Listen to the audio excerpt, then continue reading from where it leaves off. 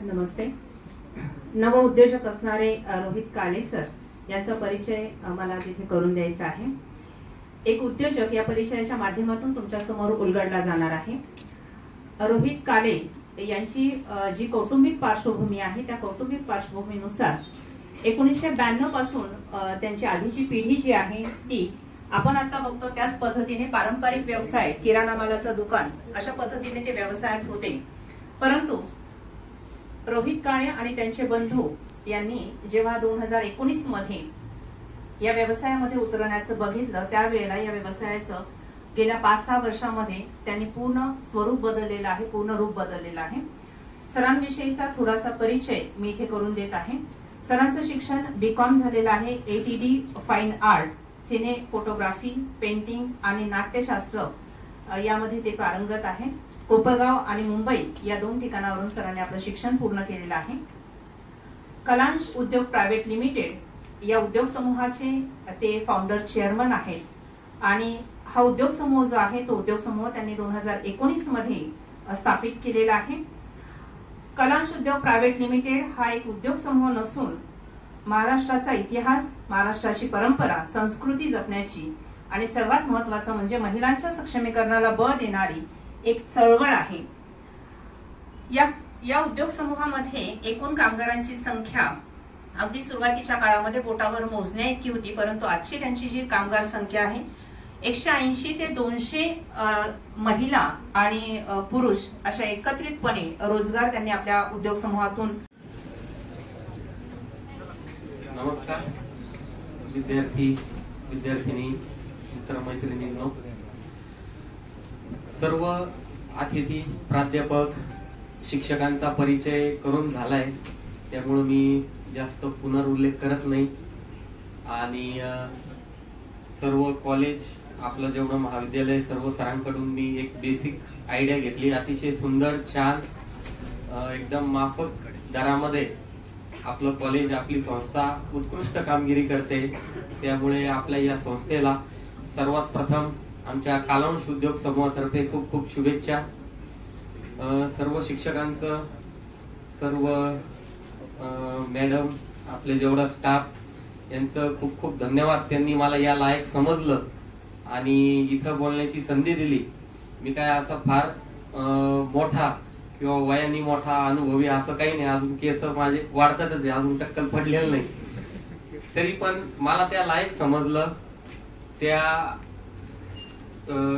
संदर्भात समजलं की हा व्यक्ती आपल्या विद्यार्थ्यांसमोर काहीतरी मार्गदर्शन करू शकेल. हा विश्वास आपल्या महाविद्यालयाने दाखवला, त्याबद्दल त्यांचे खूप खूप कौतुक आणि आभार. सर्वात प्रथम आहे ना, माझं बोलणं थोडस रफ आहे आणि भाषा थोडीशी ग्रामीण आहे, त्याच्यामुळे माझ्याकडून एकदम प्रोफेशनल ती पारंपरिक भाषा आपले जे शिक्षक बोलतात तसं मी काहीतरी त्या टोन मध्ये बोलेल. हा भ्रम आपल्या डोक्यामध्ये राहू नये म्हणून मी आधीच क्लिअर केलं. मी काय असं प्रोफेशनल वक्ता किंवा प्रोफेशनल बोलणारा असा व्यक्ती नाहीये.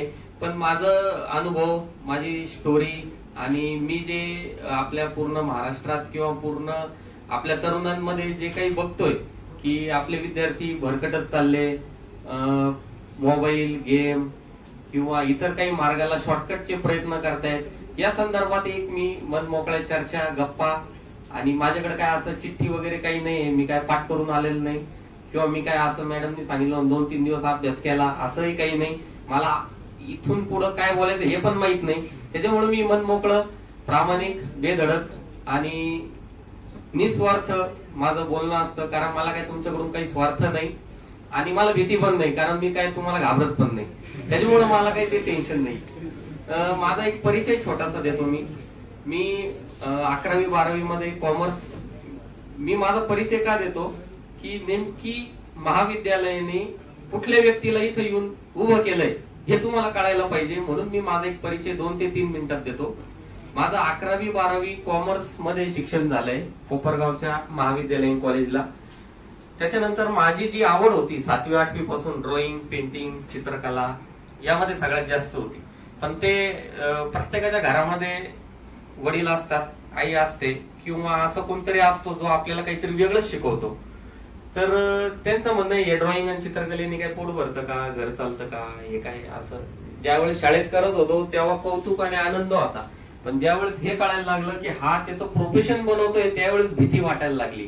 पालकांना भीती वाटते. जर एखादा संगीत मध्ये चालला, क्रिकेट मध्ये चालला, कराटे त्याला खेळायचे. आता या इथं सगळ्या आमच्या महिला भगिनी आहेत, आपल्या सगळ्या माझ्या बहिणी सारख्या आहेत. तर या काही मेहंदी चांगल्या काढतात, मग त्या घरच्या वडिलांना वाटतं मग मेहंदी काढून काय पोट भरतं का. आणि रांगोळी चांगले काढते, मग रांगोळी म्हणजे काय करिअर आहे का. पण तुम्हाला सांगतो, मेहंदीवाली लग्नाच्या दिवशी जर मेहंदीवाली पाहिजे असली ना, तिला 5 फोन करावा लागतात.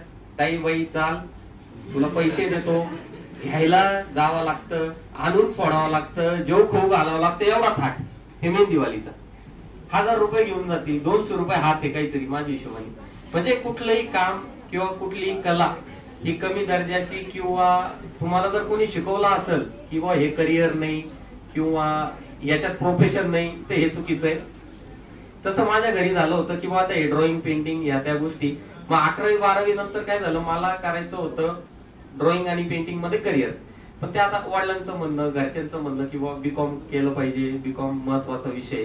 मग मी बीकॉमच्या पहिल्या वर्षाला ऍडमिशन घेतलं आणि मला लक्षात आलं की बाबा मला हे आकडेमोड, हे कॉमर्स आणि ते घाऊक व्यापारी, किरकोळ व्यापारी, हे शब्द मला काय समजत नाहीये. ते सेक्रेटरी प्रॅक्टिस आणि ते आहे का तो विषय आहे.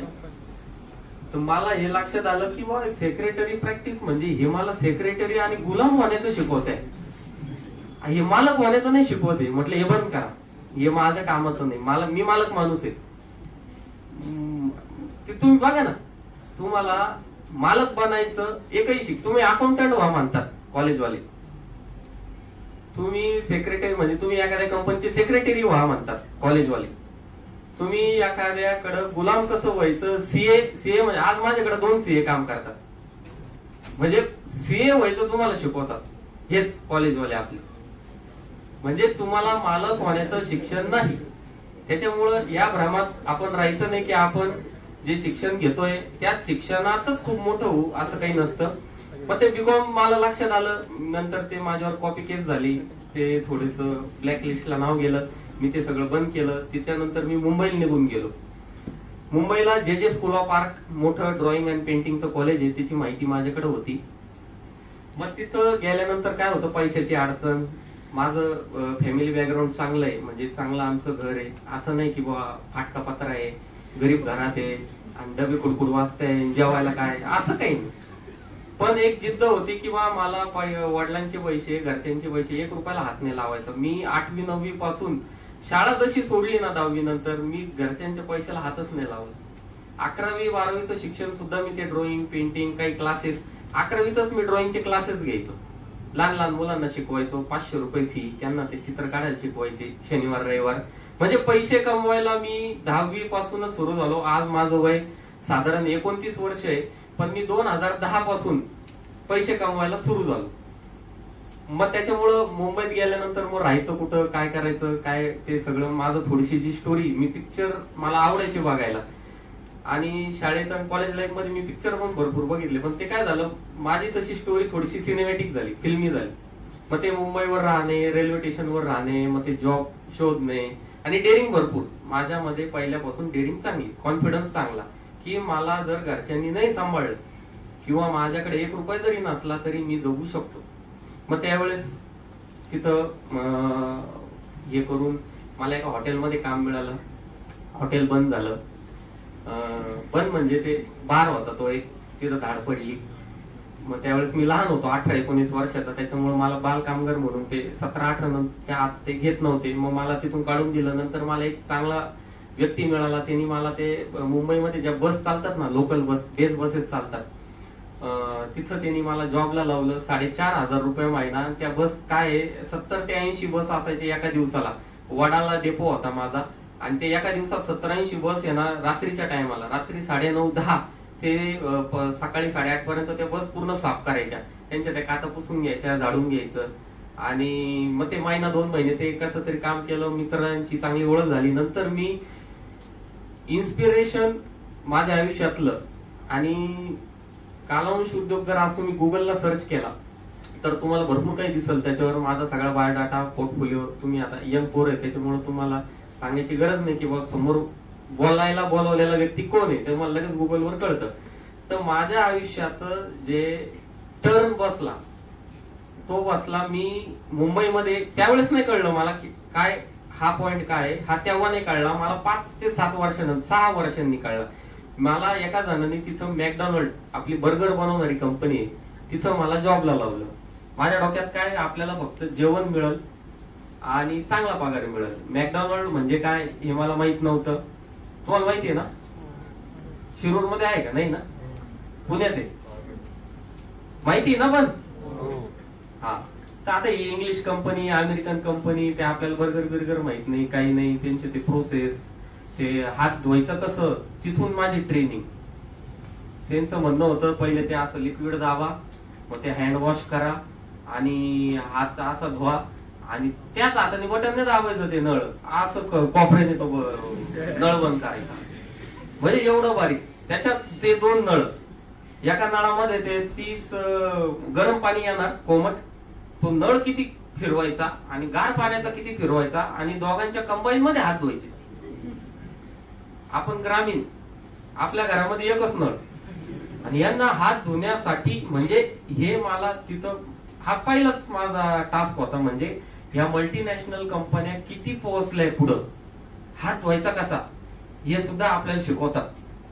ते गरम पाणी, गार पाणी, मग त्यांचं ते टेम्परेचर, मग ते किती MM ते लिक्विड घ्यायचं आणि ते किती ML पाणी सांडायचं, ते फार भारी होतं.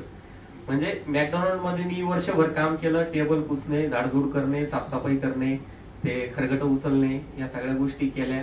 आणि त्या माझा जे स्कूल ऑफ आर्टला माझा काय नंबर लागला नाही, पण मित्र परिवार चांगले होते. तिथं मी ते 3 इडियट पाहिलं होतं. त्यावेळेस 3 इडियट पिक्चर आला होता. म्हटलं आपल्याला काय ते कॉलेजमध्येच बसलो पाहिजे नॉलेज घ्यायला, असं काही नाही. मग मी त्या कॉलेजमध्ये जाऊन नॉलेज घ्यायचो, शिकायचो, पिक्चर सारखंच स्टाईल. आणि एका चांगल्या कॉलेजमध्ये ठाण्याला ऍडमिशन पण घेतलं होतं, ते पण असं अर्धवट सोडून दिलं. नंतर मी संभाजीनगर मध्ये गेलो. तिथं फिल्म मेकिंग, ड्रामा, पेंटिंगच्या पुढची next level update, designing, editing, तुमचं शॉर्ट फिल्म, फुल फिल्म, याचं मी त्याचं 4 वर्ष शिक्षण घेतलं. त्याच्यानंतर त्याच्या पुढे 2 वर्ष परत नाटक, स्टेज डेकोरेशन, नाटक बसवणे, डायरेक्शन, स्टोरी लिहिणे, स्टोरी कशी असती, स्टेजवर नाटक कसं करायचं, लाईट स्पॉटलाईट कसे लावायचे, स्पीकरचा रेशो काय पाहिजे, म्युझिक कसं पाहिजे, याचं शिक्षण घेतलं. आणि हे सगळं केल्यानंतर मी चांगला ठिकाणी जॉब, पण बऱ्याच ठिकाणी जॉब केले. माझं महिंद्रा कंपनीमध्ये माझं एडिटिंगचं काम चालू होतं. त्याच्यानंतर टाटा कंपनीमध्ये ते नवीन गाडी लॉन्च झाली होती, टाटा नेक्सॉन. त्यावेळेस त्याचं एडिटिंग, त्यांचे ते रील्स बनवायच्या होत्या. त्यावेळेस 2000, मी तुम्हाला 17चं सांगतोय हे सगळं. मग त्यावेळेस मी एडिटिंगचं काम केलं, फोटोग्राफी केली. मग त्यांचे ते इव्हेंट कॅप्चर करायचे कॉन्ट्रॅक्ट बेसवर आणि बरेचसे असे कामं केले, पेंटिंग, इव्हेंट, टॅटू. म्हणजे पैसे मी तेव्हापासून कमवत होतो, कॉलेजमध्ये पण कमवत होतो.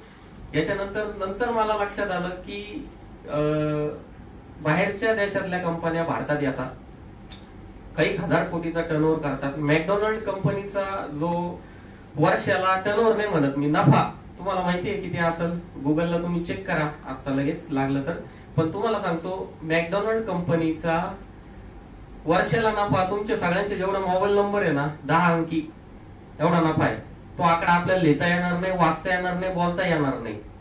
इतका पैसा ती कंपनी आज कमवते. म्हणजे हे शक्य आहे हे मला तुम्हाला सांगायचंय. कोको कोला कंपनी, जिथं नेटवर्क नाही, जिथं पाणी पोहोचत नाही, जिथं पाण्यात नळ नाही, तिथं सुद्धा कोको कोला आपल्याला कोल्ड्रिंक मिळतं. हे त्यांचं मार्केटिंग पॉवर आणि अवेबिलिटी फार महत्वाची आहे. म्हणजे मला हे लक्षात आलं की आपण मी जे फिल्म फोटोग्राफीत होतो त्याला कुठेतरी लिमिटेशन आहे. आज जर आपल्या महाविद्यालयात जर आपल्याला आज सचिन तेंडुलकर बोलवायचे राहिलेत आणि जर सचिन तेंडुलकर म्हटले की आज मला नाही जमणार यायला, माझ्या मुलाला पाठवतो, नाही तर माझ्या एखाद्या सेक्रेटरीला पाठवतो, चालेल आपल्याला? नाही चालणार.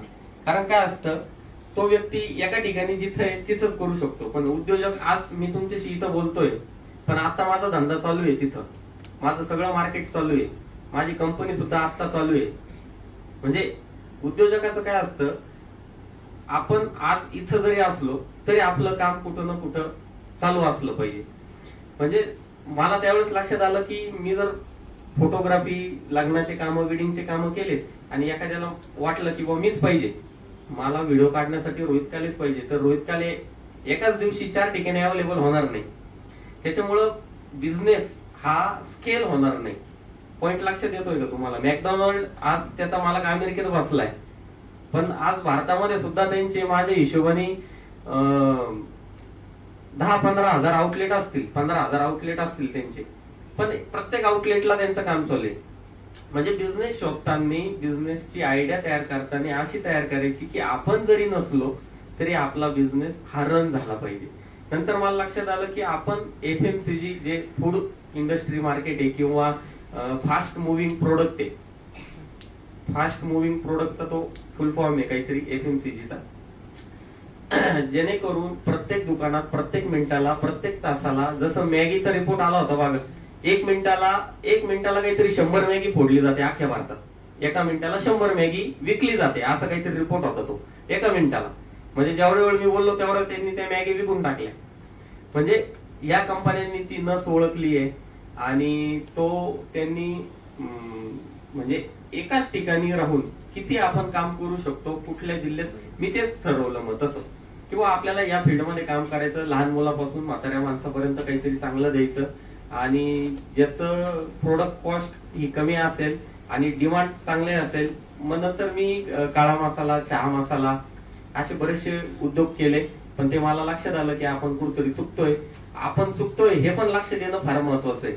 नाही तर काय होतं, आपला इगो आपल्याला आडवा येतो की आपण चुकतोय हेच कळत नाही, आणि कोणी सांगितलं तर आपण त्याला म्हणतो तुला काही समजत नाही, मी बरोबर चालूय. तर हे चुकीची गोष्ट आहे. मला ज्यावेळेस कळलं की मी कुठतरी चुकतोय, प्रोडक्ट चेंज करायला पाहिजे किंवा मार्केटची गरज वेगळी आहे, मी त्यावेळेस लगेच प्रोडक्ट चेंज केलं. सगळं माझं जे करिअर होतं ते सगळं सोडून दिलं. या व्यवसाय म्हणजे हा व्यवसाय काय आपला वडिलोपार्जित नाही, पण मी ते शोधलं की बाबा मार्केटमध्ये राजगिरा लाडू आपल्या धर्मासाठी फार महत्वाचा आहे आणि त्याची शुद्धता खूप कंपन्यांकडे मिळत नाही. एक सुरुवातीला 4 ते 5 महिला कामासाठी होत्या. आज जवळजवळ 150 महिला, तुम्ही युट्यूब, गुगलवर चेक केलं तुम्हाला बघायला मिळेल, 150 ते 200 महिलांचा आज हा परिवार आहे.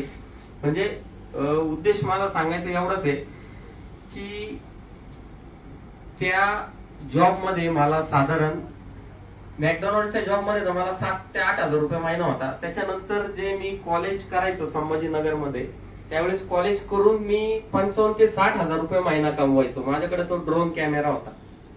म्हणजे आमच्या कॉलेजच्या शिक्षकांना 22 हजार रुपये पगार आणि मला 45 ते 50 हजार रुपये मी महिन्याला कमवायचो. आणि शिक्षक मला म्हणायचे रोज काही काम असलं तर मला सांग. म्हणजे मी त्या शिक्षकांकडून यांना पेंटिंग तयार करून घ्यायचो. 22-23 हजार रुपयाला ती पेंटिंग मी मार्केटला सेल करून घ्यायचो. आमच्या चांगल्या शिक्षकांकडून, म्हणजे मी चॉईस करायचो नाही या शिक्षकांचं जरा फ्लो बरोबर नाहीये, हे शिक्षक चांगले, या शिक्षकांना मी जॉब द्यायचो की 10-12 हजार रुपयात हे शिक्षक मला माझी पेंटिंग करून द्यायचे आणि मी मार्केटला विकायचो 25 हजार रुपयाला. म्हणजे त्यावेळेस सुद्धा मी पैसे कमवायचो. पण आता आपल्या कंपनीचा सरांनी सांगितल्याप्रमाणे 12-13 करोड रुपयाचा आपला टर्नओव्हर आहे, चांगला टर्नओव्हर आहे. त्याच्यामध्ये साधारण आपण एक 5% मार्जिन ठेवतो आणि 1 कोटीला 5% मार्जिन म्हणजे किती झालं चेक करा, आणि 10 कोटीला किती झालं ते चेक करा. हा माझा वार्षिक माझी ही कमाई आहे. म्हणजे तुम्हालाही लक्षात येईल की कंपनी, आज महाविद्यालयाने जो व्यक्ती इथं बोलवलाय तो वर्षाला किती रुपये कमवतो ते कॅल्क्युलेशन तुम्ही करा. कॉमर्सचे विद्यार्थी आहे. आता आपण मूळ विषयाकडे येऊ. आता मॅडम हे F12 नंतरचेच विद्यार्थी. आता तुम्ही आजच्या तारखेला तुम्ही पैसे कमवायला चालू व्हायला पाहिजे. आता किती पोरं पैसे कमवता मला माहित नाही, पण आजच्या तारखेपासून तुम्ही वडिलांकडे एकही रुपया हा मागायला नाही पाहिजे. तुम्हाला लाज वाटायला पाहिजे. जर तुम्ही पप्पाकडे आणि घरच्यांकडे पैसे मागताय ना, लाज वाटली पाहिजे तुम्हाला. तुम्ही जर गाडीत 40 रुपयाचं पेट्रोल टाकताय तुम्ही जर 40 रुपयाचं पेट्रोल जर तुमच्या गाडीत टाकताय परवडत नाही म्हणून, 30 आणि 40 रुपयाचं पेट्रोल टाकतं का कोणी? जर तुम्ही आजच्या तारखेला टाकताय, तुम्ही मित्राकडे 100-200 रुपये भिकाऱ्यासारखे मागताय खर्चायला, तर तुम्हाला लाज वाटली पाहिजे. तुम्हाला जगण्याचा माझ्या हिशोबाने काही अधिकार नाहीये, कारण तुम्ही पैसे कमवत नाहीये. काहीतरी केलं पाहिजे. हॉटेलला कामाला जा, तुम्ही काहीतरी स्किल शिका, पण घरच्यांकडे पैसे मागायचे नाही. आणि तुम्हाला जर घरचे पोचताय आज पण ह्याच्यात घरच्यांची चूक आहे.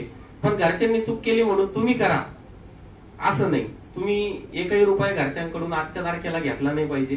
काहीतरी तुम्ही सुरू केलं पाहिजे, काहीतरी स्टार्ट केलं पाहिजे. आणि एकदम छोट्या छोट्या गोष्टी, काही कामाची लाज नाही, काही नाही. सुरुवातीला मी राजगिरा लाडूचे पाकिट असे रोडवर स्टॉल लावून विकत होतो. आजही विकतो मी, आजही मला कशाची लाज नाही, काही नाही. माझा तुम्हाला फेसबुकला व्हिडिओ सापडेल. आता 8-15 दिवसापूर्वी मी सगळे संडास साफ करून घेतले कंपनीचे. 12 संडास साफ केले मी रागात. ते महिलांना म्हटलं हे काय खराब आहे, हे काय खराब आहे.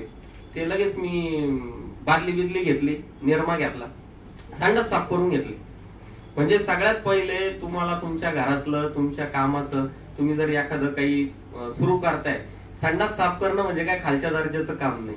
संडास तुम्ही साफ करताय म्हणजे याचा अर्थ काय की तुम्ही तुमच्या कामात खालच्या दर्जाचं काम तुम्ही केलं पाहिजे. नाही तर काय होतं, आजचे पोर आहे ना बरं का मॅडम, ते वडील काहीतरी 5-10 लाख रुपये देतात. आता त्यांना कळलंय की बा आपले पोरी, आता पोरींचं तर काही विषयच नाही सध्या, कारण पोरींना चांगला मुलगा मिळून जातो. पण आपला पोरगा काय त्याच्यात एवढं गडद दिसत नाही. 7-8-10 लाख रुपये ते कुठून तरी आणतात. पोरगा काहीतरी ते एंटरप्रेन्योरशिप, ते काहीतरी ते भाषण, लेक्चर, काहीतरी युट्यूबला मोटिवेशन बघतो, आणि ते काहीतरी काचेचं कॅबिन, ते एसी, आणि लगेच एक पोरगी ठेवली तिथं ते कम्प्युटरला, त्याला त्या धंद्यातली अक्कल नाही, आणि लगेच ते शायनिंग. हे उद्योग आपल्याला करायचे नाही. वडिलांचा व्यवसाय असेल, तिथून पुढे तुम्ही कंटिन्यू करत असाल तर गोष्ट वेगळी. पण तुम्ही जर सुरुवातीला ते कॅबिन आणि ते ऑफिस आणि ते लगेच गाड्या घोड्या आणि ते लगेच ते मोटिवेशन जर तुम्ही काही ऐकलं, हे चुकीचं आहे. हे सगळ्यात घातक आहे आजच्या तारखेला. मी पण हे बघितलेलं आहे, मी सगळं हे बघतो. तुम्ही जर आलेत कंपनीला, आता व्हिजिटला मॅडमला बोललो मी, एक व्हिजिट कंपनी विद्यार्थ्यांची घेऊ आपण. तुम्ही जर आलेत ना, तुम्हाला दिसेल मी स्टूलवर बसलेला असतो. स्टूल, ते वॉच चेअर बिअर काही प्रकारच नाही, स्टूल आहे. कंटिन्यू महिलांवर लक्ष, कंटिन्यू आपली प्रोडक्ट क्वालिटी, आणि कंटिन्यू स्टँडिंग, उभं. तुम्ही बसले का बसले, बसले का बसले.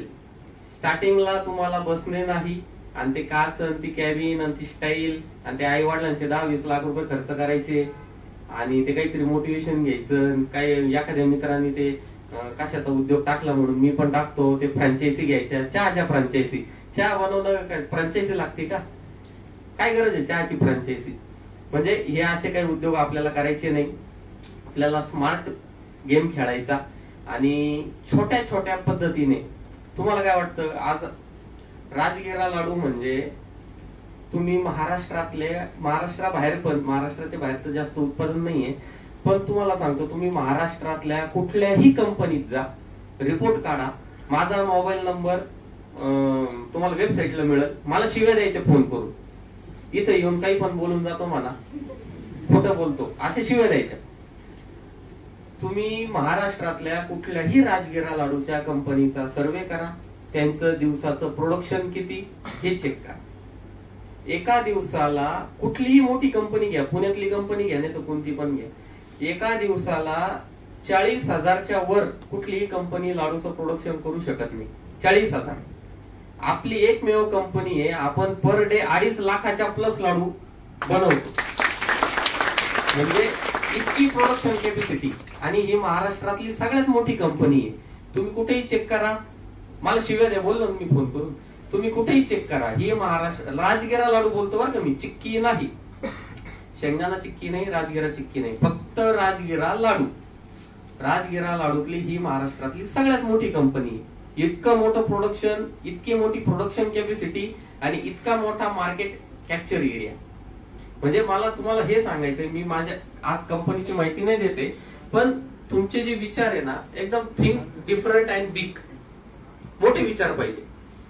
आणि ज्या वेळेस सुरुवातीला लोक आहे ना असे प्रोडक्ट फेकून द्यायचे, उधारी तुम्हाला आता या पुस्तकात नाही शिकवणार सर, जसं म्हटले तुम्हाला प्रॅक्टिकल उधारी कशी गोळा करायची. आता जे व्यवसायात आहे त्या मुलींना किंवा त्यांच्या पालकांना माहितीये उधारीचा किती. मग तो म्हणणार मग देतो, मग ते आपण सांगायचं माझ्या घरी मौतीचा कार्यक्रम येईन, दहावा येईन, लग्न येईन, मला गरज आहे. म्हणजे आपणच त्याच्याकडे भिकारी झालो, लाचार झालो. असे त्या उधारीच्या गोष्टी. म्हणजे आज एवढा मोठा आपला टर्नओव्हर असताना 1 रुपयाची उधारी नाहीये. उधारी बुडवण्याची कोणी हिंमत केली नाही आणि माझ्याकडे पाहिल्यावर कोणी हिंमत करत नाही ते उधारी बुडवायची. त्याच्यामुळे उधारीचा विषय नाही. पण आज तुम्हाला उधारी कशी गोळा करायची, उधारी देताना कशी द्यायची, तुम्हाला बँकेत लोन कसं काढायचं, याचं तुम्हाला मिळणार नाही ना. आज तुम्हाला सांगतो, माझ्या ज्या वेळेस म्हणजे जे मॉलवाले ना ते लय शहाणे बरं का, ते लय रगेल राहत. मग ते काय म्हणताय, मग तुमची कंपनी नवीन आहे का, मग आमच्याकडं ते GST नंबर ह्याव त्याव सगळं त्यांचं झालं. मग ते काय म्हणणार, मग तुम्ही काय करा त्या मांडणीमध्ये प्रोडक्ट लावून द्या तुमचं, आणि हे विकलं का मग मागचे पैसे देतो आणि मग परत पुढचा माल टाका. अशी त्यांची ती पद्धत. आपण नाही, ते अशी पद्धत आपल्याकडे आपल्या कंपनीत नाही. आपण उभं सुद्धा करत नाही ते मॉलवाल्यांना तशा. मग सुरुवातीला मी नवीन होतो, महिना 1.5 महिना झाला. माझं ते जॅकेट बिकेट केस त्यावेळेस पण वाढलेले होते. मग मी म्हटलं ठीक आहे सर, मी तुम्हाला देतो माल. त्यावेळेस मार्केटला मी एकटाच, मीच स्वतः काम करायचो, माझ्याकडे काही माणसं बिनसं कोण नव्हते. मग मी दिला बरं का त्याला माल. हे अनुभव लक्षात घ्या बरं का. मी त्याला माल दिला आणि ते बिल झालं काहीतरी 1500 रुपयाचं. मला चांगला आठवतो किस. मग मी काय केलं, त्याच्या मॉल मधून आहे ना 2-4 वस्तू किराण्याच्या 1400-1500 रुपयाच्या वस्तू घेऊन टाकल्या. ते काजू बदाम हे ते सगळ्या गोष्टी. आणि म्हटलं सर मी हे वस्तू घेतलाय. ते म्हणे ठीक आहे म्हणे. त्यांनी लगेच ते हिशोब ते बिल लगेच ते कॅम्प्युटरला तुमचे 1400 झाले म्हणे. म्हटलं सर मी पुढच्या वेळेस देतो. म्हणे असं कसं. म्हटलं मग मला पण पाहू द्या ना, तुमची सर्व्हिस कशी, क्वालिटी कशी, तुमचा माल कसा आहे. मग मी काय करत, पुढच्या वेळेस येईल माल. ज्यावेळेस मी माझा किराणा हा संपला, पुढचा घ्यायला येईल, त्यावेळेस मागचे पैसे देतो. नाही म्हणे असं कसं. म्हटलं मग जर तुम्हाला आमच्या प्रोडक्टवर भरोसा नाही, मग आम्ही तुमच्या प्रोडक्टवर कसा भरोसा ठेवायचा. मग ते म्हणतो कुठला आहे काय आहे असं तसं. मग ते घेतलं, दिले मला माझे कॅश पेमेंट. म्हणजे आपण व्यापाऱ्यांशी ग्राहकांशी तर्क नाही लढू शकत, त्यांना आपण त्यांच्या भाषेमध्ये उत्तर देऊ शकतो. हे तुम्हाला जे MBA झालेत ना, हे ते शिकवणार नाही. ते तुम्हाला एकदम प्रोफेशनल आणि डिसेंटपणा शिकवतील. पण हे मार्केटला चालत नाही. यांनाच लाता मारतात हे मॉलवाले. मग हे जात्या मान खाली घालून पुढच्या ऑर्डरची वाट पाहत्या. आता माल एक्सपायर होतो, मा म्हणतो वडील गावाला गेले, मग ते आमचा अकाउंटंटच नाही, मग तो चेक देणार, मग तो चेक कुठल्या बँकेचा आणि काय बँकेचा, एवढी मोठी ती प्रोसेस. म्हणजे आपल्या प्रोडक्ट मध्ये जर दम असेल, आपल्या काय असतं, एक मॉलवाला किंवा एक दुकानदार गेला ना काही फरक नाही पडत. आपण लगेच पुढचे 5 तयार करायचे. एक दुकानदार तर मला असा भेटला, आता समजा आपल्या प्रोडक्टची कॉस्ट साधारण समजा आता तुम्ही असं समजा 100 रुपये कॉस्ट आहे. मग त्यांनी ते म्हातारा माणूस तो जरा 60-65 वाला, मग त्यांनी ते असं चष्म्यातून पाहिलं आणि राजगिरा काय भाव आहे 40 रुपये किलो, गुळ काय भाव आहे 10 रुपये किलो. असं तसं त्यांनी ते सगळा हिशोब, कंपनीचा हिशोब त्यांनीच लावून टाकला. म्हणजे हे मला तू 55 रुपयालाच द्यायला पाहिजे. म्हटलं देतो ना, 55 रुपये देतो. दिलं ना मी. मग मी काय केलं, त्याच्याकडे ते वेफर्स टांगेल होते बालाजीचे, ते काढले. असे 10 पॅकेट काढले, 10-15 पॅकेट काढले. आणि म्हटलं मग त्याच्या काट्यावर ठेवले मी वजन करायला. म्हटलं काका बटाटे एवढे भाव, प्लॅस्टिक एवढ्याच. मग ते 5 रुपये प्रमाणे असतं ना ते वेफर्स, ते काहीतरी 100 रुपये होत होते. मग मी त्याला 15 रुपये ठेवले भाऊ. म्हटलं 10 रुपये किलोचे बटाटे, याच्यामध्ये सगळे मिळून वेफर्स फक्त 300 ग्रॅम आहे. म्हणजे मग ते बटाटे काय भाव, मग ते तेल. ते म्हणे मग असं कसा हिशोब, तू असं कसं करतो, तिचे 100 रुपये झाले 5 रुपये ठेवतो. म्हटलं काका मग तुम्हीच मला शिकवलं ना भाव कसा काढायचा. माझ्या मालाचा तुम्ही जसा भाव काढून दाखवला, मी काढून दाखवला तुम्हाला. मग ते त्याला कळलं, ते हसी मजाक मध्ये मग तू कुठला आहे, काय आहे, कसं आहे, काय आहे. मग घेतलं तिने 100 रुपयाला. म्हणजे सांगायचा उद्देश असा, लगेच घाबरायचं नाही, लगेच तिथं काही नाही, ते जे म्हटले ते करायचं, पण त्याला लगेच आपण पर्यायी आपली यंत्रणा, आपल्याकडे तेवढी चाणाक्ष बुद्धी आणि शब्दांचा खेळ हा आपल्याला दाखवता आला पाहिजे. असं ते मार्केटच्या अडचणी असतात. उधारीची अडचण असते, उधारीचे प्रश्न, या मॉलवाल्यांचे प्रश्न, ज्यावेळेस तुम्ही या प्रोडक्ट मध्ये जातात त्यावेळेस तुम्हाला ते असे बरेचसे प्रकार तुम्हाला बघायला मिळतात. मग तसंच पुढं लेबर सांभाळणे.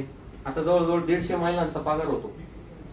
150 महिलांचा पगार होतो म्हणजे काय, तुम्हाला असं वाटत असेल कंपनी आहे, ते प्रायव्हेट लिमिटेड आहे म्हणजे ते एकदम काहीतरी असेल आणि ते एकदम कम्प्युटर अकाउंट काही प्रकार तसा नाही. एकदम ते साऊथच्या पिक्चर मध्ये नाही का दाखवतात, ती वही आणि इनका कितना हिसाब हुआ, लगेच बाई लगेच ते पैसे. म्हणजे तुम्ही माझं मेन काम काय आहे, मार्केट कमवणं, धंदा करणं, पैसे कमवणं. या बाकीच्या फालतू पासाऱ्यामध्ये आपण आपली एनर्जी वाया घालवायची नाही. ते कम्प्युटरला मग त्या अकाउंटला पैसे जाणार. सुरुवातीला काय गरज आहे तुम्हाला, अजून आपण या लेवलला नाहीये की इतक्या प्रोफेशनल पद्धतीने आपण आपल्या कर्मचाऱ्यांशी वागणूक करू शकतो. आता काय होतं, 100-150 महिला आहे ना, पगार दर आपले 15 दिवसाला पगार होतात. आता एखादी लेडीज येते, ती म्हणते भैया मला 70 रुपये कमी आले, ते हिशोब पाहायला जायचा का मी, तो 70 रुपये मी लगेच खिशात काढतो, हे 100. एखादी लेडीज म्हणते 200 रुपये कमी आले, बरं हे 200. काय होतं, आपण तो हिशोब पाहायचा, मग किती दिवस भरले, काय असतं, ह्या काही भावनिक गोष्टी असतात. हा काही पैशांचा खेळ असतो, काही भावनेचा खेळ असतो. आणि आपले जे वर्कर आहे ते आपल्याला या पद्धतीने किंवा वेगवेगळ्या पद्धतीने आपल्याला ते लगेच तुम्ही ते हिशोब काढणार, मग तू नाही मग कोणाचे 70 कायचे आहे, ते नाही, एवढं बारीक नाही. आपला उद्देश काय, आपलं काम मोठं करणे, कंपनी मोठी करणे. आपण एक लक्षात ठेवा, तुम्ही एकटे कधीच मोठे होऊ शकत नाही जोपर्यंत तुमच्याकडे चांगली टीम नाहीये. तुम्हाला सगळ्यांना सोबत घेऊन, आता हे माझा मार्केटचा माणूस आहे, हे ड्रायव्हर पण आहे, याला मी कॅमेरा पण शिकून दिला, फोटो व्हिडिओ कसे काढायचे, म्हणजे मल्टीटास्किंग. सांगायचा उद्देश असं मग नाही, मग मी एखादा ते ड्रायव्हर आहे तर मग हे कसं, तसं नाही. प्रत्येकाला मल्टीटास्किंग, त्याला गाडी चालवता आली पाहिजे, त्याला हिशोब पैसे मोजता आले पाहिजे. हे आता जो पोरगा उभा आहे ना, हे 2.5 लाख रुपये कंपनीचे मोजून आणतो दर दिवसाला, रोज 2.5 लाख रुपये मोजून आणतो. एक नोट खाली नाही, वर नाही, खोट्या नोटा बाजूला काढतो. आता हे कुठं शिकायला भेटणार आहे आपल्याला? हे ट्रेनिंग आपल्याला देणं गरजेचं आहे. हे आपल्याला त्याला आपल्यामध्ये इन्व्हॉल्व करणं गरजेचं आहे. नाही तर मग मी मालक आहे, मी बॉस आहे, मग मी त्या खुर्चीवर बसणार, ह्या गोष्टी सुरुवातीला चालत नाही. त्याच्यानंतर व्यवसाय आपल्याला निवडताना, आता मी विद्यार्थ्यांना जरा याच्या विषयांतर थोडस करतो की सगळ्यात पहिले ज्या आपल्या चुकीच्या सवयी आहे त्या बंद करा. ते रमी, गेम, मोबाईल, ते रमी मी खेळतात ना पोरं आपले, काही गेम खेळत्या ना का नाही, थोडंफार ते 100 रुपये लावले 500 होत्या, ते विमान काय उडतं, आणि मग ते AI टेक्नॉलॉजी मध्ये तो अनंत अंबानी येतो, मैं भारतीयों को बड़ा बनते देखना चाहता हूँ, या सगळ्या गोष्टी बंडल आहे. तो अक्षय कुमार येणार, काय घे नाही आजच्या तारखेला, काय घे नाही, तुम्ही मोठे व्हा, काय घे नाही आम्हाला. आज हे शिक्षक वर्ग आहे, थोडे भावनिक आहे तुमच्या प्रती, त्यांना वाटतं की बा आपला विद्यार्थी मोठा झाला पाहिजे. मी आज इथं आलो, मला चला कॉलेजनी बोलवलं, काहीतरी मला इथं बडबड करणं आहे, तळतळ दाखवणं आहे, म्हणून मी विचार करेन की तुम्ही मोठे झाले पाहिजे. तुमचे आई वडील आहे, घरचे माणसं आहे, घरचे फक्त आई वडील, बाकीचे आत्या मामा ते त्यांना नाही वाटत तुम्ही मोठे व्हा, त्यांना काही घेणं नाही. ते आत्या मामा तुमच्या अजून काय ते पाहुणे असतील ना, त्यांना वाटत नाही की तुम्ही मोठे व्हा, किंवा हिचं लग्न चांगल्या घरी गेलं पाहिजे आणि याला चांगली मुलगी भेटली पाहिजे, त्यांना काही घेणं नाही. फक्त आपल्या आई वडिलांना वाटतं. आणि मग हा पिक्चरवाला हिरो, त्याला तळतळ तुमची, मग तुम्ही मोठे व्हा, काय घेणं नाही त्याला. हाय का, वाटतं का तुम्हाला इमानदारीने छातीवर हात ठेवून सांगा त्या हिरो लय गरज आहे किंवा मी मोठं झालो पाहिजे? काही घेणं नाही. या सगळ्या फसव्या जाहिराती आहे. तुम्ही कॉमर्स शिकलेले, बीकॉम झालेले विद्यार्थी, तुम्हाला कळायला पाहिजे की हे गेम, हे रमी, शॉर्टकट, हे असं काही नसतं, याच्याने काही होत नाही. एखाद्याला पैसे लागले पण असेल तर हे त्यांची स्टाईल असती मार्केटिंगची की एखाद्याला पैसे द्या, 10 जणांना जाळ्यात वडा. त्याच्यानंतर आपल्याला चांगलं राहणं गरजेचं आहे. आपल्या गाडीमध्ये पेट्रोल पाहिजे. आपली स्वतःची गाडी पाहिजे. आपण वडिलांच्याच गाडीचं 30-40 एका गाडीवर 4-4 पोरं, आणि ते पिवळे केस, ते ही पोरगी माझ्याकडे पाहते, आणि ते माझ्याकडे कॉफी, आणि ते 150 रुपयाची कॉफी. तो कॉफीवाला तुम्हाला दोघं कपल आले म्हणजे ते 2 रुपयाची पुडी बुळबुळ बुळबुळ ते लावून देणार काहीतरी मिक्सर मध्ये. तुम्ही 2 रुपयाची कॉफी 150 त्यात. हे या गोष्टी प्रॅक्टिकली म्हणजे ठीक आहे. लव्ह स्टोरी, माझंही लव्ह मॅरेज आहे, माझी लव्ह स्टोरी आहे. नाही आम्ही नाही, माझी मिसेस असं कधीच नाही. ती माझ्यासाठी ते डब्यामध्ये साबुदाण्याची खिचडी आणि ती घेऊन यायची. पण सांगायचा उद्देश असा की मुलींना आहे ना, तुम्ही यशस्वी झालेलाच मुलगा आवडतो, स्ट्रगल मध्ये नाही. तुम्ही ते फाटके कपडे घालून स्ट्रगल करताय, काम करताय, त्या पोरीला काही घेणं नाही, काही नाही. तिला मोठा बंगला, ती गाडी, ती शेती, ते प्रेम बिम तुमच्या डोक्यात काही असेल, तुम्ही काबिल बना, तुम्ही त्या लेवलचे बना, ती लगेच तयार होईल. कोणत्या मुलीला वाटतं मी गाईचं शेण काढायला जाऊ आणि दूध काढायला मला पाठवताय आणि ते शेती कामाला मी जाऊ? काय कशाला वाटेल तिला? तिने सगळे पिक्चर पाहिलेले, तिने ते सिरियली पाहिलेले, तिला ते घर परिवार, ते एम्पायर पाहिलंय, पुणे जवळ आहे, सगळं तिला माहिती आहे कसं काय ते रील्स मध्ये जीवन चालतं. कशाला तुमच्या पाठीमागे येईल ती? तुम्ही उगाच तिच्या पाठीमागे काहीतरी करायचं आणि आपलं करिअरचं फोकस किंवा आपण काय करतोय ते सोडून द्यायचं आणि आपला वेळ त्या गेम मध्ये, मोबाईल मध्ये किंवा त्या ह्याच्यामध्ये कुठंतरी वाया घालवायचा.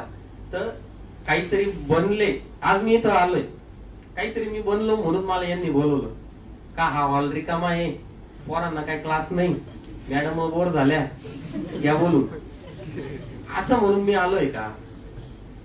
काहीतरी आज माझं त्यांनी कपडे पाहिले नाही, माझं ते दाढी कटिंग पाहिले नाही. आता तुम्ही शिक्षक बघा, सगळे दाढी कटिंग क्लीन, बरोबर.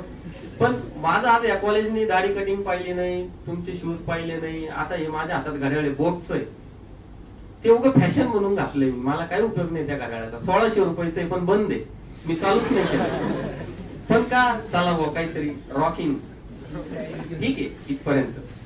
पण म्हणजे तुम्ही तुमची ओळख होणार तुमच्या कामाने. एखाद्या संगीतात महारत आहे, त्यांनी संगीतच करावा. एखाद्याला लेडीजला मेहंदी आवडते, रांगोळी आवडते, ते आत्या मामा काय कोण काय म्हणतंय त्याच्याशी घेणं नाही. तुम्हाला सांगतो, ते टीव्हीवर सिरियलवर ते येतात बघा शोवाले, म्हणजे लहान लहान मुलं असतात, फक्त वाकुल्या करतात, नाकला करतात आणि लगेच सुपरस्टार. काही त्यांना समजत नाही, काही नाही. म्हणजे तुमच्याकडे जर एखादी कला असली, तीच कला आणि एकच गोष्ट तुम्हाला मोठी करणार आहे. म्हणजे आणि आपली कॅपॅसिटी ओळखा, माझी तेवढी बुद्धिमत्ता आहे का? माझा एखादा मित्र सायन्स मध्ये लय मार्क मिळवतोय, मला कमी मिळते, अरे पण मला नाही आवडत ते सायन्स, नका करू, काही गरज नाही. तुमची बुद्धी नाही चालत ना त्या आकडे मोड मध्ये. तुम्हाला क्रिकेट आवडतं, तुम्ही क्रिकेट मध्ये पुढे जा. जिम मारा वाटते, जिम मध्ये पुढे जा. हे तुम्हाला कोणी सांगणार नाही, कारण समाज आणि लोक घाबरतात. असा सल्ला कसा द्यायचा? पण तुम्हाला तुमची लायकी ओळखा की बाबा मला ते गणित नाही समजत, नाही ते मला अकाउंट नाही समजत आहे, सोडून द्या. दुसरं काय समजतं ते बघा. काय असतं प्रत्येकाची कॅपॅसिटी काय असतं. आपण कॉलेजमध्ये ना मुला मुलींमध्ये कम्पॅरिझन खूप असतं बरं का मॅडम. मग कम्पॅरिझन मध्येच आपला सगळा होतो घोटाळा. आता प्रत्येक व्यक्ती हा सारखा नसतो, कारण प्रत्येकाचे एक वेगळे गुणधर्म आहे, प्रत्येकाचं एक सौंदर्य वेगळं आहे, प्रत्येकाची बुद्धिमत्ता वेगळी आहे, प्रत्येकाचा स्वभाव वेगळा आहे आणि प्रत्येक व्यक्ती वेगळा असतो. समजा आता झेंडूचं फुल आहे, झेंडू म्हटलं मला गुलाबासारखे काटे द्या, जमल का? गुलाब म्हटला मला कमळासारखं यायचं, म्हणजे जसं फुलांचं प्राण्यांचं. हत्ती म्हटला मला वाघासारखं कलर द्या, नाही होऊ शकत. मग तुम्ही कसं काय म्हणतात की मला याच्यासारखं नॉलेज द्या आणि याच्यासारखं मला फॅमिली बॅकग्राऊंड द्या? प्रत्येकाचा फॅमिली बॅकग्राऊंड वेगळं आहे, प्रत्येकाची परिस्थिती वेगळी आहे. त्याच्यामुळे कम्पॅरिझन आपण सोडून द्यायचं. आपण कोण आहे? ज्या दिवशी आपल्याला कळलं ना माझा स्वभाव हा आहे आणि मी हाच आहे, त्या दिवशी तुमच्या प्रश्नांची उत्तरं तुम्हाला मिळणार. तुमचे उत्तरं तुम्हाला त्या पुस्तकात कधीच मिळणार नाही. मी गुलाब आहे हे ऍक्सेप्ट करा, मी झेंडू आहे मी ऍक्सेप्ट करा, मी झेंडू आहे, माझा एक गुणधर्म आहे, माझं एक वेगळं महत्व आहे. मी उगाच वेगळ्या फुलासारखा सुगंध मागायचा आणि त्याच्यासारखं मला कलर पाहिजे जास्वंदी सारखा, तर ते नाही पॉसिबल. कारण प्रत्येकाची एक ताणण्याची स्ट्रेंथ वेगळी असते, किंवा मी किती तो प्रोजेक्ट ताणू शकतो, किंवा मी किती अकाउंटिंग मध्ये डीप मध्ये काम करू शकतो. प्रत्येक जण त्या लेवलला नाही पोहोचू शकत. असं आपल्याला ते ओळखणं महत्वाचं आहे. मॅडम, मला आता म्हणजे मी बोलू खूप शकतो 2-3 तास. मला आता विद्यार्थ्यांना हे विचारायचंय, काय होतंय माझं बोलणं वेगळीकडं आणि विद्यार्थ्यांना वेगळं ऐकायचं होतं, असं नको व्हायला. तर आणि बिनधास्त तुम्ही बोला. आणि मला आता तुम्हाला कोणत्या विषयावर ऐकायचंय, माझ्याकडे खूप डाटा आहे, तुम्ही मला काही पण विचारा, माझा कॉन्फिडन्स एवढा आहे, तुम्ही मला काही पण विचारा. जे येईल, जे प्रॅक्टिकल असेल ते उत्तर मी देईल, जे नसेल ते म्हणून मला नाही माहिती, तुम्ही दुसरीकडून शोधून घ्या. पण 99.9% असं होत नाही की तुम्ही मला काही विचारलं आणि माझ्याकडे त्याचा उत्तर नाही, असं होणार नाही. कारण माझं वाचन, अभ्यास आणि मला माहिती की आपल्याला पुढे काय करायचंय, त्याच्यामुळे मी तेवढं अभ्यास ठेवतो. पण जर नाही चालत तर मी प्रामाणिकपणे ते मान्यही करेल किंवा मला याचं उत्तर नाही जमवलं, तुम्ही फार भारी प्रश्न विचारला, पण 99% मी त्याचं उत्तर दिलंच. तसं सरांनी सांगितल्याप्रमाणे तुम्ही मला विचारा की काहीतरी प्रश्न विचारा, व्यवसायाची सुरुवात कशी, काय, कोणाच्या डोक्यात काही आयडिया आहे, किंवा एखाद्याने जर कोणता प्रोजेक्ट बघितलाय आणि तो फेल गेलाय, एखाद्या मित्राने काहीतरी प्रोजेक्ट टाकला आणि तो फेल गेला, तो का गेला असेल, काय स्टोरी असेल, तुम्ही मला सांगा. मी त्याचे तर्क लावू शकतो, तुम्हाला सांगू शकतो की काय प्रॉब्लेम झाला असेल, किंवा तुम्हाला सुरुवात करायची हे सुचत नाहीये, किंवा तुम्हाला असं काहीतरी करायचंय पण त्याचं कसं केलं पाहिजे हे माहित नाहीये. असं काहीतरी तुमच्या डोक्यात प्रश्न असतील, माझ्याकडे बोलण्यासारखं खूप आहे. मी 4-5 तास 6 तास आरामात बोलू शकतो, दुसऱ्या दिवशी पण वेगळं बोलू शकतो. त्याच्यामुळं आपल्याला बाकीचं बोलण्यापेक्षा जे महत्वाचं आहे किंवा जे तुम्हाला वाटतंय ते तुम्ही माझ्याशी चर्चा करा. आपण मस्त चर्चा करू. शिक्षकांना काय घाबरू नका, कारण हे सेशन थोड्या वेगळ्या पद्धतीचं आहे, त्याच्यामुळे तेही काही म्हणणार नाही तुम्हाला. नक्कीच सर, आपल्याकडे कॉर्डलेस माईक आहे, आपण तो फिरवू मुलांकडे आणि मग ते विद्यार्थी तुम्हाला प्रश्न विचारतील. एक उद्योजक आपल्या समोर आहे, उद्योजकाच्या अँगलने तुम्ही पण प्रश्न विचारा की एक व्यवसाय सुरू करायचा म्हटलं की कोणता करावा, काय, कसा तुमच्या मनात संभ्रम असतो, भांडवल निर्मिती असेल, पैसे कुठून आणायचे, बँका उभं करत नाही, पालक पण लवकर तयार होत नाही, मग हा सगळा प्रवास कसा असावा, काय तुमच्या काय समस्या असतील ते तुम्ही बोला. म्हणजे एक छान इंटरॅक्टिव्ह सेशन होईल, वन वे कम्युनिकेशन नको. घाबरू नका, तुमचे प्रश्न विचारा सरांना. घाबरू नका. पोरांच्या मनात काही असलं, ती हसली मग ती कशी, मग असं काही नाही. तुम्ही मोठे झालेत ना, तिला आनंद वाटणार, ती तुमच्या जवळ या ना. मोठे होण्यासाठी येस मॅडम, हात वरती करा ज्याला क्वेश्चन विचारायचा त्यांना. Yes yes yes. नमस्ते सर, तुम्ही जो हा कलांश उद्योग स्थापन केला, तर सर्वप्रथम तुम्ही अगोदर मसाल्याचे वगैरे व्यापार केले, तर राजगिऱ्याचे लाडूच हे उत्पादन करण्याची कल्पना तुमच्या मनामध्ये केव्हा आली आणि कशी आली? येस, बरोबर प्रश्न आहे. मी ते सांगताच राहिलो. नाही, खरंच राहिलो. काय झालं हे बघा, हा खूप मोठा पॉइंट आहे. मला हा प्रत्येक ठिकाणी आणि प्रत्येक वेळी विचारला जातो की तुम्ही हे प्रोडक्ट चॉईस कसं केलं. आता काय असतं माहितीये का, 2 प्रकार असतात. समजा आता मी एक उदाहरण असू देतो जिओ कंपनीचं. जिओ कंपनीमध्ये खूप ताकद होती, भयानक. त्यांनी एअरटेल, डोकोमो, BSNL सगळ्यांना त्यांनी मात देऊन टाकली. कशाच्या जोरावर? ताकद, नेटवर्क आणि त्यांची पॉवर या जोरावर. आता जर मी म्हटलं, आता जर एखाद्या विद्यार्थ्यांनी मला जर म्हटलं किंवा मला टेलिकॉम कंपनी जशी जिओची कंपनी तशी टाकायची आहे, तर मी त्याला खाली बस म्हणून, तू काहीच करू नको म्हणत. बरोबर, कारण ते शक्य नाहीये. कारण जर त्याला ही कंपनी टाकायची तर तो ह्या कॉलेजमध्ये काय करतोय, त्यांनी कुठंतरी ऑक्सफोर्ड बिक्सफोर्ड तिकडे कुठं लंडन अमेरिकेला पाहिजे. बरोबर, म्हणजे सांगायचा उद्देश काय की आपण ते करू शकत नाही. आज मी करू शकत नाही, कोणीच करू शकत नाही. तसं काय असतं मॅडम, समजा आता मसाले, माझं मूळ पहिले बिझनेस मसाल्यांचा होता, त्याच्यात आमच्या वडिलांनी वगैरे बरीचशी मेहनत घेतली होती, काळा मसाला, चहा मसाला. पण मला ज्यावेळेस मार्केटला गेलो ना मी, मला लक्षात आलं की Everest company, Suhana company, Rambandhu company, एवढे मोठे प्लेअर बसलेले, मी छोटा आहे. बरं, मी ब्रँडिंग करून करून किती पैसे खर्च करेल की मला एव्हरेस्टचं नाव मिटवता येईल? खूप ताकद लागेल, शक्य पण नाही होणार. 50-100 वर्ष जुनी कंपनी आपल्याला बंद पाडायची किंवा तिला मात द्यायची, बरोबर. मग आपण व्यवसाय निवडताना असा निवडायचा की ज्याच्यात घुसायला चान्स आहे, ब्रँड बनवायला स्कोप आहे. आज जर तुम्ही, आज समजा तुम्ही नाव पहिल्यांदा ऐकलं असेल कालांश, तुम्ही आजच्या 2-4-5 वर्षात तुम्ही ऐकालच कुठं ना कुठं, पण आज या कंपनीमध्ये असा ठोस ब्रँड नाहीये ना.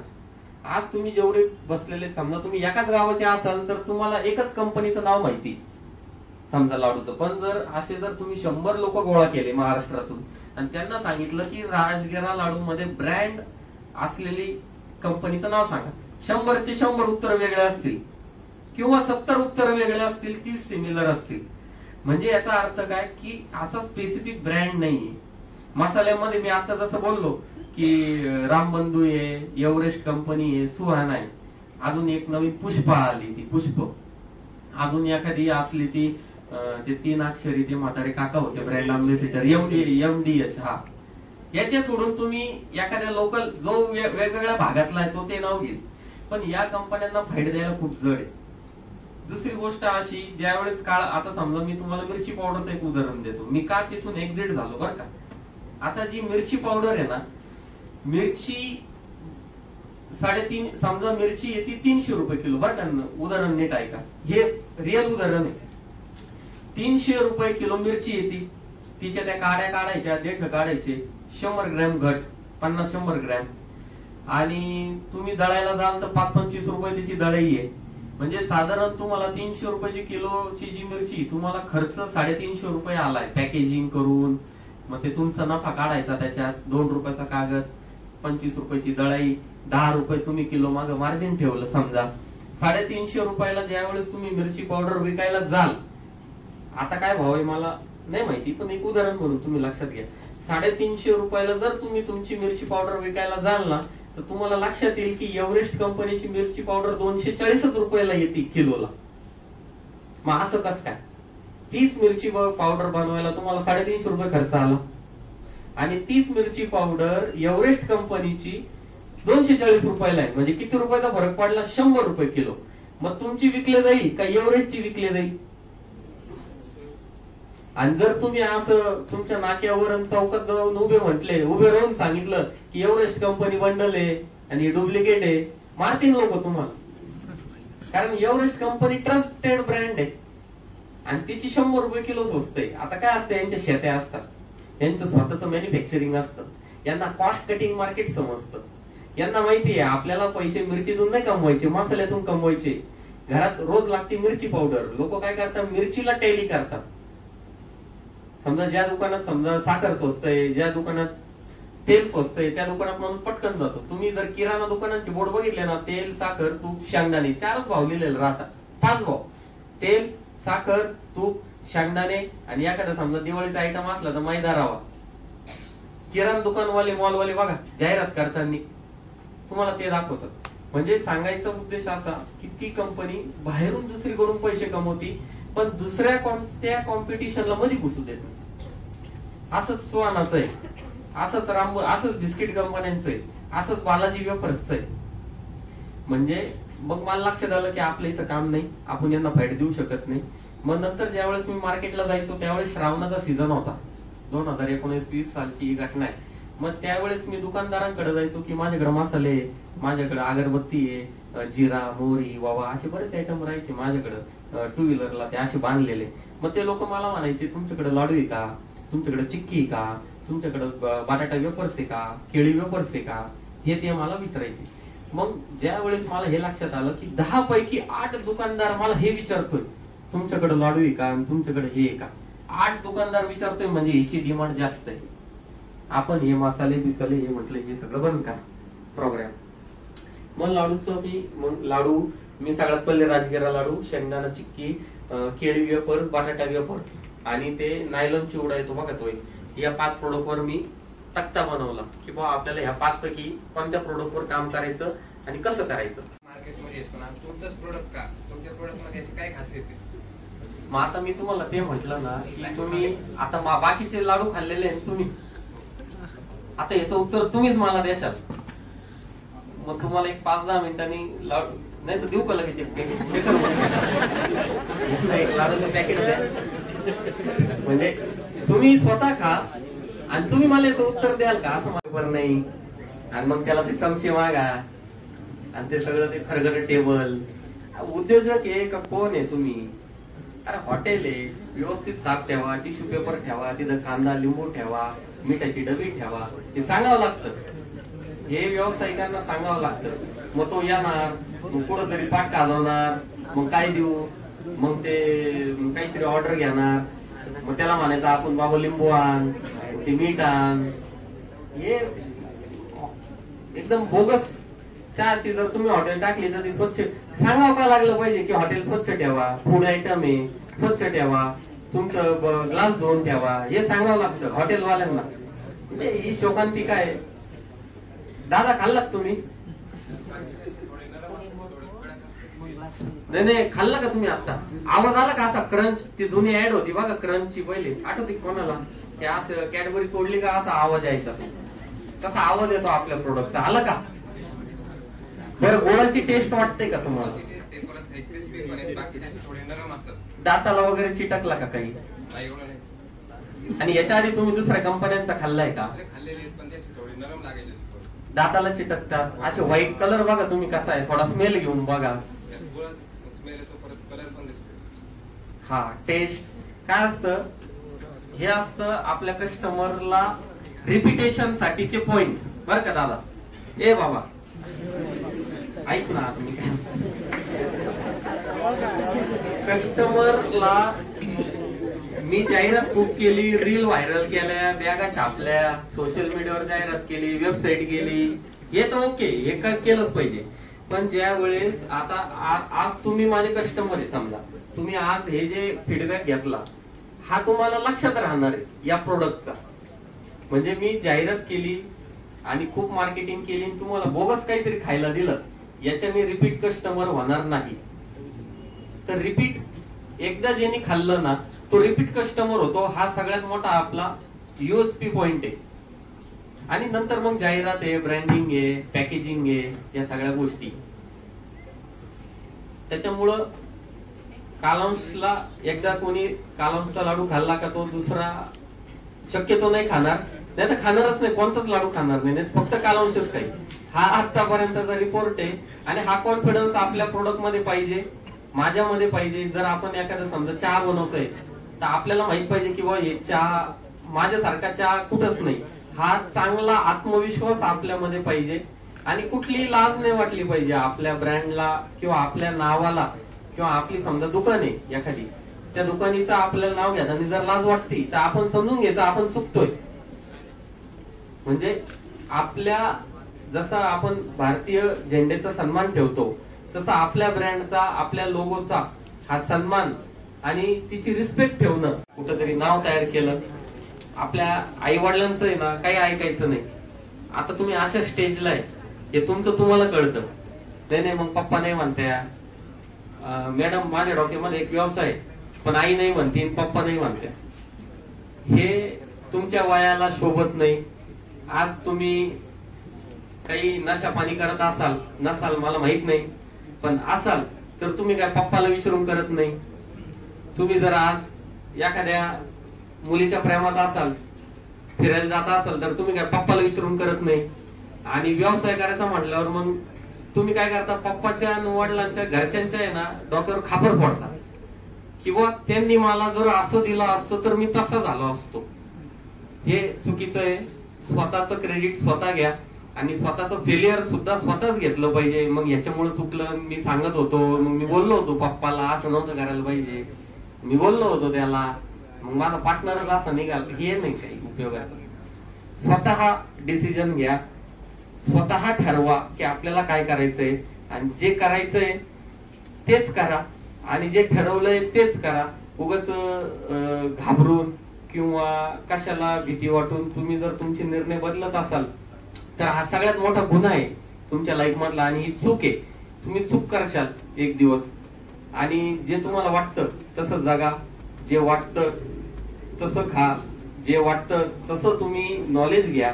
तुम्हाला जे सब्जेक्ट नाही आवडत, पास होण्यापुरता मार्क मिळवा, थोड्याफार इकडे तिकडे कॉप्या करा, निघून जा. पण मग तुम्हाला नापास होण्याचा अधिकार केव्हा आहे? ज्यावेळेस तुम्ही कुठल्या आवडीच्या विषयात टॉप करताय. तुम्ही समजा अकाउंट मध्ये तुम्ही नापास होताय ना, तर तुम्ही त्या अर्थशास्त्राच्या विषयामध्ये टॉप करताय की कोणी जरी आलं तर तुमच्याकडे त्याचं उत्तर आहे, तर तुम्हाला अकाउंट मध्ये नापास होण्याचा अधिकार आहे. नाही तर तुम्ही म्हणशाल की बा नापास व्हा, असं नाही. कुठल्या तरी विषयात तुम्ही पुढे निघून गेले पाहिजे, आणि तुमच्या त्या लेवल पर्यंत लवकर कोणी पोहोचलं नाही पाहिजे, तर तुम्हाला तो अधिकार आहे नापास होण्याचा. का? कारण तुमचा फोकस दुसऱ्या ठिकाणी कुठेतरी पूर्ण 100%, आणि 100% फोकस करणारा व्यक्ती हा यशस्वी होतो म्हणजे होतो.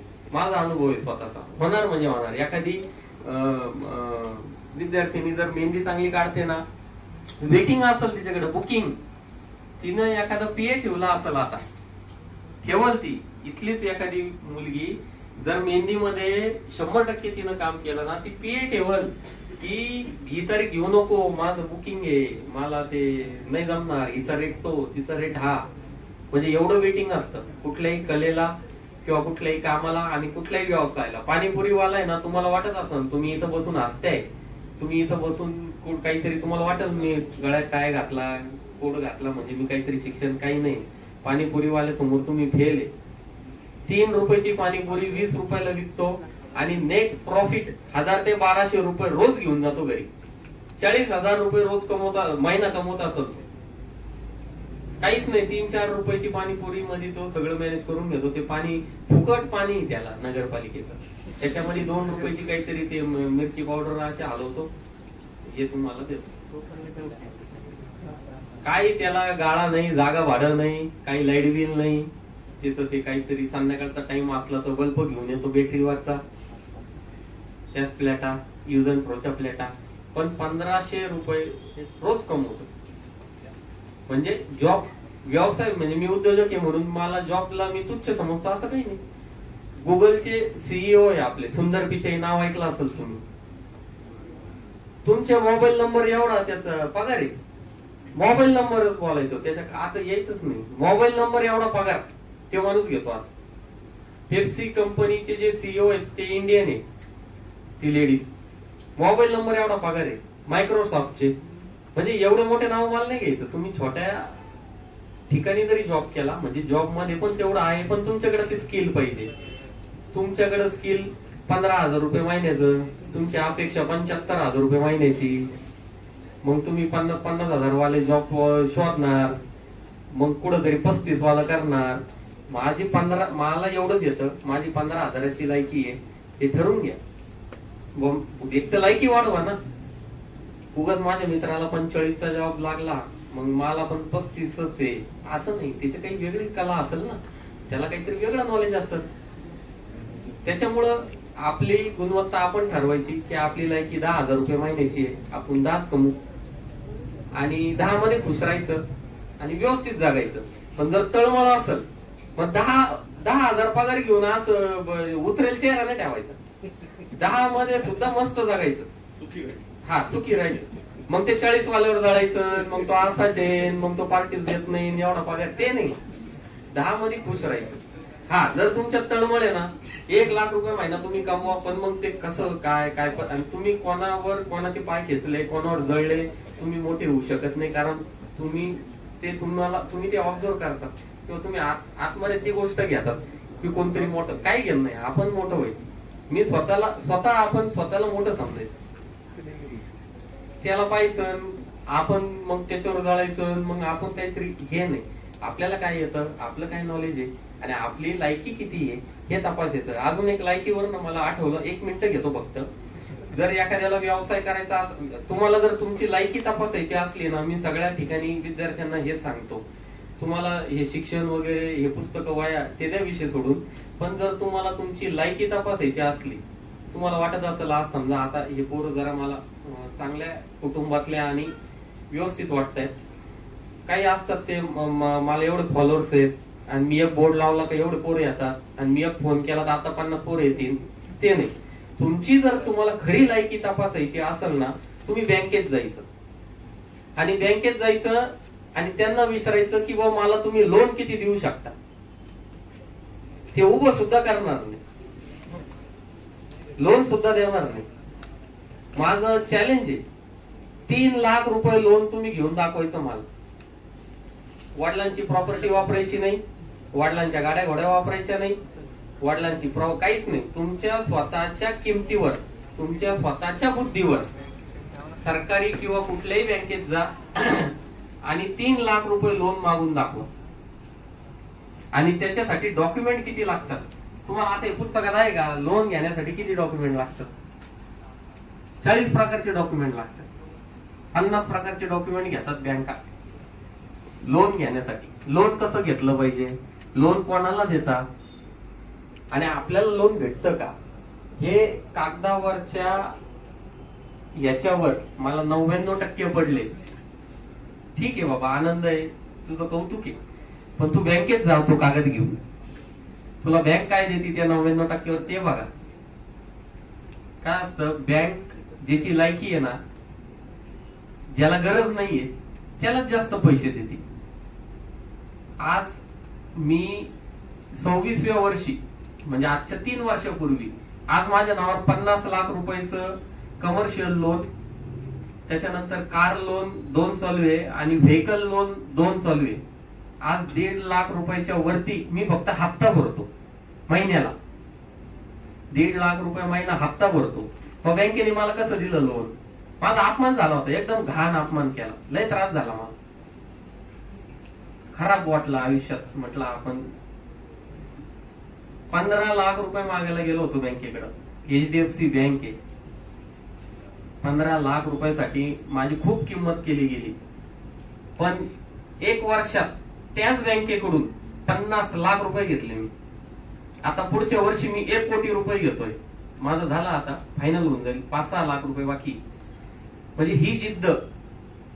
माझा अपमान का झाला, मी त्याचं पॉझिटिव्ह मध्ये रूपांतर केलं की बाबा काय डॉक्युमेंट लागतात, इन्कम टॅक्स म्हणजे काय, आपल्याकडे काय ऍसेट पाहिजे, आपल्याकडे ऍसेट नसली तर आपल्याकडे बिझनेसचे काय डॉक्युमेंट पाहिजे, टर्नओव्हर किती पाहिजे, बँकेचं स्टेटमेंट कसं पाहिजे, करंट अकाउंट किती पाहिजे, आपण टॅक्स किती भरला पाहिजे. सगळ्यात जास्त टॅक्स भरला तर सगळ्यात जास्त लोन भेटतं. हे आपल्याला पुस्तकात नाही, वहीत नाही, कागदात नाही, कुठं कोणी सांगत पण नाही. ज्यावेळेस आपण बँकेत जातो, आपला अपमान होतो, त्यावेळेस आपल्याला तो बँकेचा 15,000 रुपयेवाला कर्मचारी सांगतो आपल्याला की बाबा तुझी लायकी एवढीच. म्हणजे हे सुद्धा तपासणं गरजेचं आहे. बँक आपल्याला उभं करत नाही, लोन देत नाही, आणि का देत नाही हे आपण त्याचं पॉझिटिव्ह रूपांतर केलं पाहिजे. असे अपमान आपण सहन केले म्हणजे हळूहळू आपली स्ट्रेंथ वाढते. आज आपली कंपनी महिन्याला साधारण 12 ते 13 लाख रुपयाचा पगार वाटप करते. तुम्ही येऊन बघा, कोणी जरी डायरेक्ट तिथं जरी आलं, समजा कोणाचं जवळचं गाव असला तर मॅडम तर आहेच समजा, तुम्ही डायरेक्ट कंपनीवर या, व्हिजिट करा, तुमचं आय कार्ड तिथं बाहेर दाखवा, मला एक कॉल येईल किंवा असे आले, मी तुम्हाला लगेच आतमध्ये, आपण तसं जास्त मध्ये कोणाला सोडत नाही, पण तिथं तुम्ही एकदा अकाउंटचे येते तर आमचं तिथं चेक करा, महिलांची सॅलरी पगार किती जातात. साधारण महिन्याला 11 लाख रुपये पगार वाटतो आपण, आपली कंपनी. म्हणजे सांगायचा उद्देश असा, जसं सर म्हटले की आपण काहीतरी देणारे आणि जॉब देणारे बना. मला काय माझं कौतुक जास्त नाही सांगायचं, पण हे सगळं शक्य आहे हे मी तुम्हाला सांगतोय. तुम्ही उगाच टाइमपास केला, हसले, काहीतरी मजाकवरी केलं आणि काहीतरी एखाद्याला बोर केलं आणि हा कुठं येईन, तो कुठं येईन, याचं काय चालू, त्याचं काय चालू, त्याचं काय उपयोग नाही, नुसते लोकेशन घेत हिंडले आणि ते गाड्यानं एका गाडीवर 4-4 जण, त्याचं टायर पंक्चर, कोणा पैसे द्यायचे, ह्या गोष्टी काही नाही. मोठं बनायचं, मोठे विचार करायचे. याचा अर्थ असा नाही की IAS करायची, मोठ्या मोठ्या गाड्या घ्यायच्या. माझे आज मी कोणती पण 35-30 लाख रुपयाची गाडी घेऊ शकतो, हे लोन चालू आहे, उद्योजकाकडे लोन असलेच पाहिजे, तो अध्याय वेगळा आहे. ते मी कधी तुम्ही अजून ज्यावेळेस स्टार्टअपच्या प्रणालीत जाशाल त्यावेळेस तो अध्याय घेईल मी कधी आलो तर. लोन कसं मॅनेज केलं पाहिजे, लोनची मॅनेजमेंट कशी असते आणि लोन का घ्यावं, मुद्दाम लोन घ्यायचं असतं ते, त्या गोष्टी आपण त्याच्यावर नंतर चर्चा करू. पण मग लोन घेऊन मग गाड्या घ्यायच्या, 35 लाखाची गाडी, 30 लाख काहीच नाही. मी आज माझ्याकडे आणि सगळ्यात तळागाळाचं काम केलं पाहिजे. ती बॉस चेअर आणि ते काचेचं ऑफिस, मला तर लय राग येतो त्या नवीन तरुणांसमोर. उद्योग करायचा काही नाही, पैसे कमवले काही नाही, लगेच ते काचेचं ऑफिस आणि लगेच ते कम्प्युटर लॅपटॉप त्याच्यावर. मी म्हटलं माझं एवढं टर्नओव्हर आहे, एवढं मी कधी ते लॅपटॉप काय काम आहे ते लॅपटॉप, तेच नाही कळलं मला. ते मोबाईल बँकिंग वर सगळे पैसे जातात आमचे, सगळे पगार आमचे कोण ते थंब वर येतं, ते लॅपटॉप वर करत्या काय, लय प्रश्न पडतो मला. बरं आमचे आता समजा 5-6 प्रोडक्ट आहे, आज दिवसभरात किती बनलं, लगेच त्याचा रिपोर्ट जातो. काय त्याला माल विकणं महत्वाचं आहे, ब्रँड बनवणं महत्वाचं आहे. ते लॅपटॉप हे नंतर पैसे दिले सगळं होतं. काय पिक्चर रंगवायला काही टाइम लागत नाही, लगेच ते ऑफिस लगेच ते सगळं करता येतं. पण आधी यशस्वी होणं, आपल्या प्रोडक्टवर ठाम राहणं आणि एक आपलं करिअर निवडणं हे फार महत्वाचं. अजून काही विद्यार्थ्यांना बोलायचं असलं तर, वेळ फार झालाय, भूक लागली असेल हे मानतो मी. लाडू तुम्हाला मिळणार नाही लवकर बरं का मॅडम. तुम्ही प्रश्न विचारता मग इकडे वागताय असं नसतं. मी काय म्हणतो ऐका ना, कालांश शब्द हा संस्कृत आहे. आमचं सरनेम काला, काले, काळे असं ते डिवाइड होत गेलं. कालांशचा अर्थ आहे सेकंदातला एकदम जो छोटा पार्ट आहे, म्हणजे आपल्या वेळेतला जो सगळ्यात छोटा पार्ट आहे ना, त्याला कालांश हा शब्द आहे. आणि त्याचा समानार्थी शब्द वेळ, काळ याच्याशी सिमिलर आहे. आणि मला सरळ साधा सोपा शब्द पाहिजे होता आणि आमच्या सरनेमला तो अनुसरून पण आहे आणि युनिक पाहिजे होता आणि काहीतरी लक्षात राहील हा शब्द, म्हणून तो रॅन्डम जे 10-15 शब्द तयार केले होते त्याच्यात तो फायनल झाला. त्याचा व्हिडिओ पण आहे युट्यूबला, तुम्हाला बघायला मिळेल.